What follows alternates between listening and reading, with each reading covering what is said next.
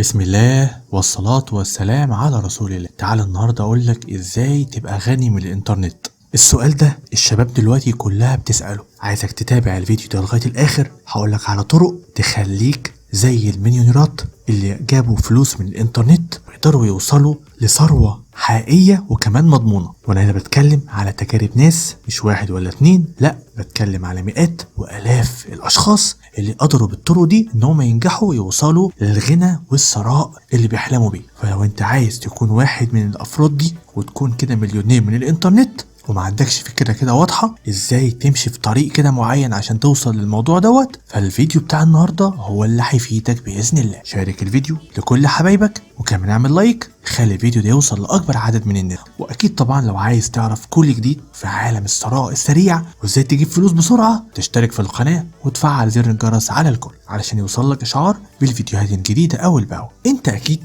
واحد من الناس لما بتشوف كلمة ثراء سريع على الانترنت تجري على طول تشوف الافكار اللي بتتقدم وايه الخطط اللي بتتقدم، وللاسف لسه لغايه دلوقتي مش قادر توصل للثراء دوت. خد بالك في فرق شاسع ما بين واحد بيدور على اي حاجه سريعه وخلاص وبين واحد تاني طموح عنده هدف نفسه يوصله ويصبر عليه. ده الانسان اللي بينجح بجد. خليني اقدم لك النهارده اكتر من طريقه تقدر تخليك مليونير من الانترنت وعندك الرغبه كده الشديده والقويه انك تكون غني من خلال الانترنت. فشوف كده الخطوات دي معايا واحدة ورا التانية. أول حاجة التسويق الإلكتروني، من أفضل الطرق اللي تخليك غني بطريقة مضمونة وإنك تشوف ثراء سريع في حياتك هي التسويق الإلكتروني. مئات الآلاف دلوقتي من الناس حول العالم بقوا مليونيرات بسبب التسويق على الإنترنت، والكلام ده حصل في آخر 15 سنة. في بس طريقين أقدر أقول إن أنت ممكن تبتدي بيهم علشان تفهم التسويق الإلكتروني دوت إزاي بيشتغل وإزاي تقدر تجيب منه فلوس كتير. أول حاجة إنك تسوق منتجك أنت على الإنترنت. ممكن مثلا تعمل موقع تبيع فيه منتجاتك، أو مثلا تدور على أي موقع مشهور وتكون أنت بايع عليه. ودلوقتي أمازون بيعمل كده وإي بي كمان بيعمل كده ومواقع تانية كتير. الفكرة التانية أو الطريق التاني إنك تعمل تدوين وتسوق فيه برضه بنفس الوقت. فكرة التدوين منتشرة دلوقتي وبتحقق ثراء سريع لناس كتيرة جدا وبيوصلوا للمليون جنيه من الانترنت. اعمل مدونة واتكلم فيها كده على موضوع مثلا وابتدي شارك الموضوع دوت بالافكار اللي فيه والمعلومات اللي فيه مع الناس بس المهتمية بالموضوع ده واللي عايزين يتعلموا اساسيات في اي مجال مثلا معين، مش شرط حاجة معينة. بعد كده جوه المدونة دي خليك ذكي، اعمل بقى ترويج لمنتجات الناس ممكن تشتريها على الانترنت. شوية شوية هتلاقي الناس بيتشدوا لعنوان المدونة او عنوان الموضوع اللي انت بتتكلم عنه بشكل عام، هيخشوا يقروا وهيلاقوا جوه المقالة ديت منتجات انت بتروج لها. فانت بتكسب فلوس من ادسنس من خلال الاعلانات اللي هم بيشوفوها، وفي نفس الوقت بتكسب فلوس لما حد بيشتري المنتج اللي انت بتقدمه دوت، وبتاخد عمولة من الموقع اللي انت بتحط الرابط بتاعه جوه الموضوع بتاعك في المدونة بتاعتك.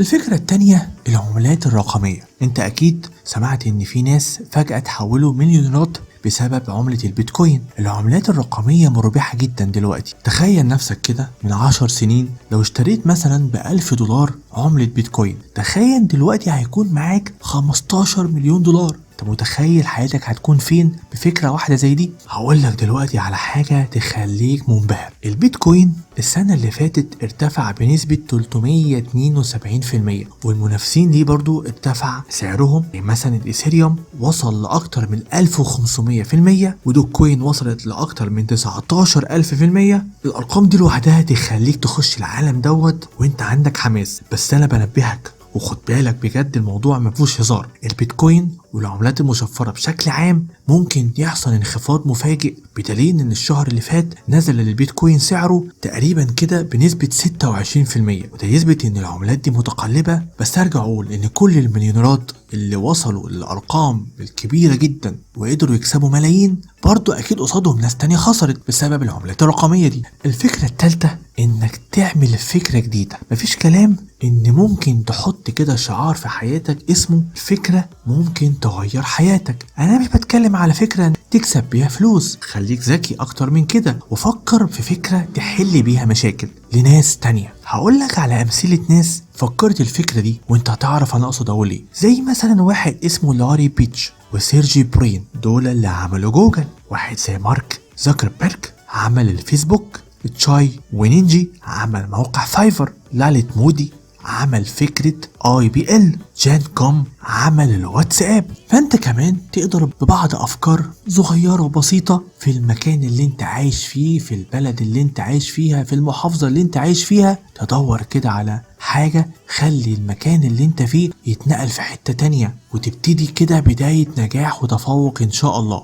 هديك برضو بعض الافكار ممكن تحاول تجربها. عندك مثلا انك ممكن تعمل خدمة مساعد افتراضي، او خدمة مثلا تخفيض تكاليف، او ادارة حسابات عن طريق السوشيال ميديا، او تفكر في فكرة جديدة محدش فكر فيها قبل كده. اقعد كده عصر دماغك، هتلاقي اكيد مشكلة واجهتك قبل كده وواجهت حد قبل كده، يلا بقى ابتدي انت عشان تحلها، وان شاء الله هتشوف نجاح خيالي عمرك ما شفته قبل كده. الفكرة الرابعة انك تعمل فيديوهات يوتيوب وتكون سريعة الانتشار. سمعت ان في ناس على اليوتيوب وصلوا للمليون جنيه، وفي ناس اصلا ما شاء الله وصلوا للمليون دولار كمان. وانت اكيد عارف دلوقتي ان موضة العصر دلوقتي انك تشوف فيديوهات على اليوتيوب، والناس بتشوف اليوتيوب كل يوم، وبقى المحتوى بتاعه محتوى كده سريع الانتشار كمان، خصوصا لما بتقدم لناس مهتمية بالحاجة اللي هم بيشوفوها. فتاخد فيديو الناس بتهتم بيه وعايزة تعرف الموضوع ده مثلا وتنشره على اليوتيوب، ممكن تكسب $1 اقل حاجة على 1000 مشاهدة. تعال اقول لك مثلا انك عملت فيديو بسيط نفسك تكسب منه، لقيت ان الفيديو قدر يوصل لك آلاف الدولارات، وعملت قناة وانشأت عليها اكتر من فيديو بجودة تكون عالية وبشكل منتظم. فانت هنا عندك فرصة كبيرة انك تكون ثري وكمان بسرعة، ولو قناتك اتشهرت فانت ممكن تكسب للملايين لمجرد بس انضمامك لبرنامج شركاء اليوتيوب. انا حاسس انك لسه متحمس وعايز تعرف افكار تانية، خليني اقدم لك الافكار دي في فيديو جديد عشان تتابعني كده اول باول. هسيبك دلوقتي في فيديو اتكلمت فيه على فكرة ممتازة برضو تخليك من الناس اللي معاها فلوس كتير جدا جدا وبرضو بشكل سريع. اشوفك في الفيديو اللي هناك، متنساش اللايك والشير واشترك في القناة عشان تعرف كل جديد.